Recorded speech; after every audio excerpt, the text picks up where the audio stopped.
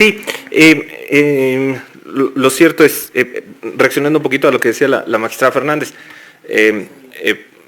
pues ojalá y nunca un ministro sea o que tenga la intención de ser candidato en su entidad federativa de nacimiento, porque los ministros se van 15 años, ¿no?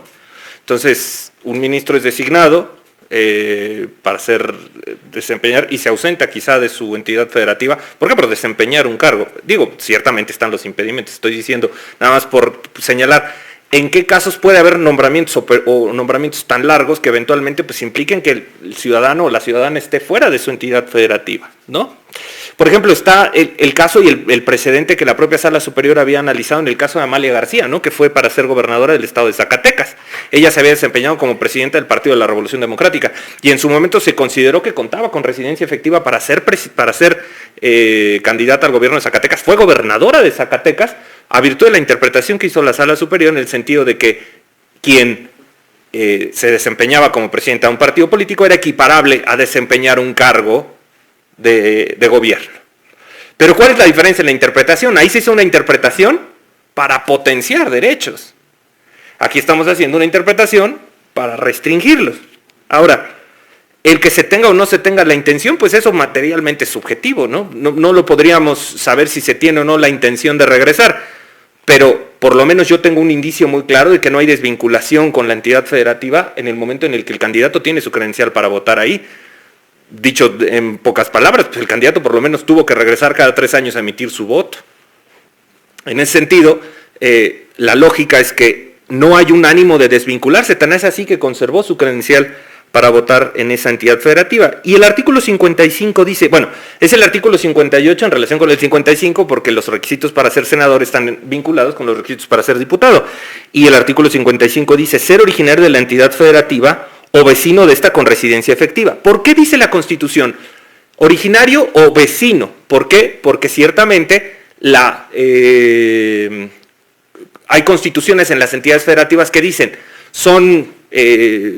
voy a decir una cosa que no corresponde con la realidad, pero son colimenses, los nacidos, los que hayan residido 3 años en el estado y los que sean hijos de padre o madre colimense. Esas características o esas categorías que se establecen en la ley, en la Constitución de Colima, son las que le dan la característica de originario del estado. Y la Constitución lo que dice es, no necesitas reunir todas esas características de originario, basta con que seas vecino 6 meses. Pero ¿cuál es el tema aquí? Que vecino o avecindado con la residencia efectiva ejercen la misma temporalidad. Y ahí es donde me parece ser que está la confusión, porque ciertamente, aquí mi punto es, el avecindado en Querétaro, que abandonó Querétaro por irse a desempeñar cargos en otra entidad federativa y que no ha vuelto, pero finalmente tiene un vínculo con la entidad federativa porque tiene una credencial para votar, pues desde mi punto no ha perdido esa característica de ser originario del estado por ser avecindado.